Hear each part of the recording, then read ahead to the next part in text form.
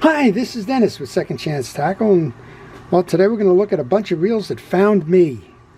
I don't look around very much for fishing reels anymore. I've got plenty of them to work on, plenty of projects to show on our channel, lots of backlog, if you will, in terms of what to work on. But I got a call from a friend. He was out and about, and apparently there was a fellow that was emptying out a storage unit in the local storage place. And this fellow stopped in. Looked like, from what he told me, that, well, guy just brought everything that was in the unit out onto the tarmac, if you will, or the driveway, the drive path that was there, and was just basically selling it all. And, well, he came upon a milk crate full of reels and even a few on the side. And he called me up, said, you know, would you be interested in these? It's hard for me to say no, so I said yes. And, well, I got about 27 reels. I think the average price of it is under $5 a reel. Some of them work, some don't. Some will be reclamation projects. Some will be used for parts. Some of them will be, well, previewed and shown on our channel in terms of how to service them. And others, well, we'll just find a home for them somewhere. So he said it was buying it as is. Didn't know anything about the condition. Some of them look like they were in rough shape. Well, that's what we're going to go through today. It'll probably be a two-part video because I like to keep these to about 10 to 12 or 13 minutes, just in respect for your time. And we'll break it down into two because, well, as I mentioned, there's about 20 or 25 reels easily in this slot. And, well, if you like these kinds of videos, if you like to see what's available out there and used equipment, and more importantly, if you'd like to learn how to keep them serviced, how to keep them running, and, well, how to repair them when the opportunity is there to repair, then I would encourage you to subscribe to my channel. Subscribing to my channel helps you because you'll get to know when those videos are being published. And it helps me because, well, the subscriber count and the folks that watch the videos and the folks that like the videos all contribute to the channel ranking and help us get the word out there to others about, well, the art of reel repair, service, and just fishing reels in general. Well, let's get started. There's quite a pile, as I mentioned. Let's grab the first one here. This one is a left-handed reel. I believe it's an Ambassador, the Black Max. Kind of hard to see. It does say speed spool, so maybe that's a loose reel. I don't know. We're going to kind of worn off here. Everything, I think, what we find out here is that it's worn, right? So it's kind of hard to see. It says carbon fiber on it, but it's hard to see what it is. It's running. I'm not quite sure what's the issue with it. Or maybe that's just a quick tune-up and we'll get that out fishing again. Here's the second one. It's kind of a fun reel. This is a little bit older in the bait casting style. We'll put this one somewhere around the 1990s, early 2000s. It's a quantum reel. It's got 5-ball bearings in it. Very nice. It's a Pro 3C wide-channeled. This is almost like what you would see in the saltwater versions today of reels like the Tranks and Daiwa Alexa. This one's all working.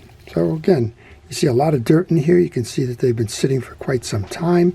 And, well, that's my job. Clean them up, get them out there, let them go fishing again. Not quite sure what this one is. It's a Cardinal, so it would be an Abu Garcia Cardinal. You know what? Kind of runs nice and smooth. Well, he did mention that there's a lot in rough shape, so maybe it's just not this group. We got the dancing bail. Maybe we'll take the time to show everybody how to fix that. That's an easy fix.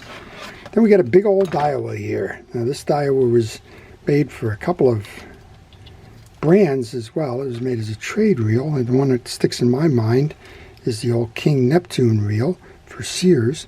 This is the Daiwa 7700. It's a very big fishing reel, and, well, it's fun for the time, and it's working very good. Here we have one that's got a broken foot on it. Small reel, probably a Quantum 500 size reel. Again, the stuff is pretty much worn off of that, and, well, with the broken foot, that'll just be a parts reel. Well, if you're enjoying this video, if you like to understand about the reel histories and about, well, what you can do with a reel like this if you find it at a flea market, if you find it on some vendor's table, see them at a garage sale, whatever. Don't just avoid them because, well, they look old you just saw 4 out of the 5 reels here are working. Just need a little TLC in terms of cleanup, probably new oils and greases. Get those cases up and they're fine. Well, if you like doing that, I would encourage you to get out and about. See what's out in your neighborhoods and in your area markets, and you're never quite sure what you're going to find. Just because they're old, just because they're worn and you can't see the branding on it or not, doesn't mean it doesn't have fishing life left in it. It's got a lot of life left in it, and well, getting out and exploring, making those deals, that's kind of some of the fun about fishing reel service and repair. Well, let's continue. That was 5 reels so far. Let's just grab a couple of them out of here. Here's a Penn Senator 4.0. It's missing a couple of cross posts. There's 2 on the bottom that are missing. Let's check it out. It's kind of tight winding, but it does wind. So we'll call that grease choked. I think I have a couple of posts that I could probably substitute in there. This is common for saltwater fishing reels. You get an accumulation here of the salt water and then the bubbling up of the paint, the plating. That's, I believe it's a nickel chrome kind of a plating on a brass spool. And over time, if you don't rinse your reels off after use, particularly in a saltwater environment, those reels will have the water on your line leaching into the metal. What gets in there, well, if left over time without being cleaned up, it's going to ruin the finish on the reel. It's not going to ruin the reel, it will ruin the finish on the reel. Okay, let's grab another one here. We have a Damn Quick. This is a 331 fishing reel. Looks like we have a stuck bail here. Yep, we have a stuck release point here. Most of the time when you find a stuck piece like this, it's simply resolved by using some penetrating oil. I can see that the rust goes down through here. If you use the penetrating oil, squirt it up good there, and well, you might be able to reach some through the slot here underneath. That generally will free up the rust, and then we'll restore this so that it can go fishing. Love the Damn Quick reels. They were made in West Berlin, 1970s, and well, this one is going to definitely get a chance to go fishing again. Got a couple of really old ones here too. Here's a Spininator by Langley. So Langley made the Spininator first. Then Langley was sold to Zebco, and Zebco just simply put Zebco here rather than Langley. But Langley was the introduction to the spin fishing reels for Zebco, and then Zebco rebranded and made their own. So got a little bit of a wobble going in it here. I'm not quite sure what's going on with this reel. Probably worthwhile doing a video on this one to see what we can find out. That's got the, this is the anti-reverse override. That doesn't seem to be working. So we'll have to take a closer look at this one, find out where we are with that and what's going on there. Well, then we have everybody's Shimano. This is a Shimano. It's got a lot of line caught up in it, but it's the FX2000. Has the Easy Cast feature on it. Not sure if I'm going to be able to spin it with all that line caught up there. Seems to be in good condition, and I'm sure we're going to be able to give that one a second chance. Well, this is an appropriate place to stop. We're at about 10 reels. We've looked at some of the ones that I found. Again, the average pricing on this is not significant in terms of any of them. The opportunity to purchase these, to get them serviced, cleaned up, and working again, I'll certainly make my money back.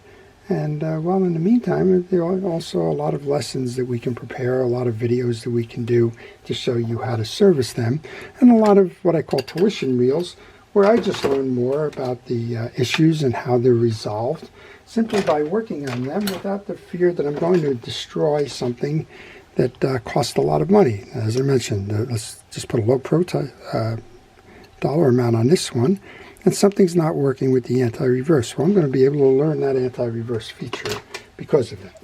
All right, we're going to stop here. We'll come back with part 2. I want to encourage everybody to leave your comments if you like this, if you want to see more of these kinds of things.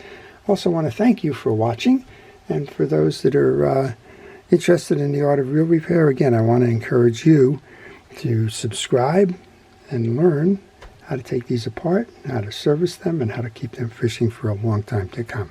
Before I leave, I want to thank our first responders, our police, fire, safety, and rescue, everybody involved in keeping us out of harm's way. And I want to thank you for watching, for your comments, and for making the channel what it is. This is Dennis with Second Chance Tackle. Have a great day.